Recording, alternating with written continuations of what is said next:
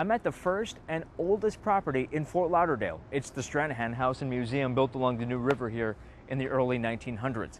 It's believed that the ghosts of Frank and Ivy Stranahan still roam the property, but it's the living that keep coming back every year for the history and the mystery. People are drawn to this 100-year-old house for its history. It's the first building in what is now Fort Lauderdale.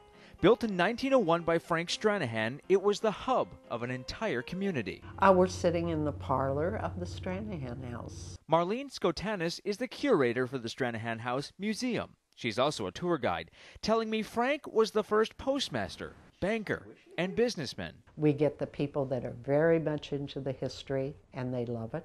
The tour, the regular history tour is great.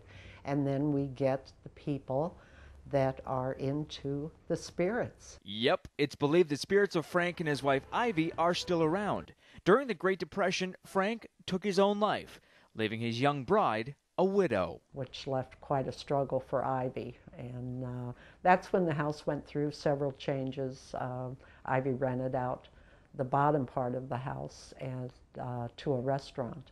And then she lived upstairs. At Stranahan's wake, wife Ivy stopped all the clocks in the house at the hour of his death. Just days after the house became a museum, Skotanis says this clock began to tick all by itself.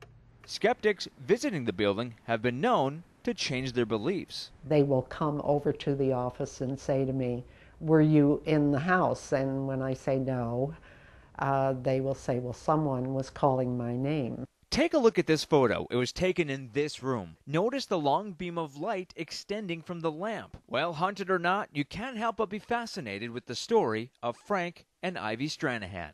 In Fort Lauderdale, Jim Robinson, CBS 4 News This Morning.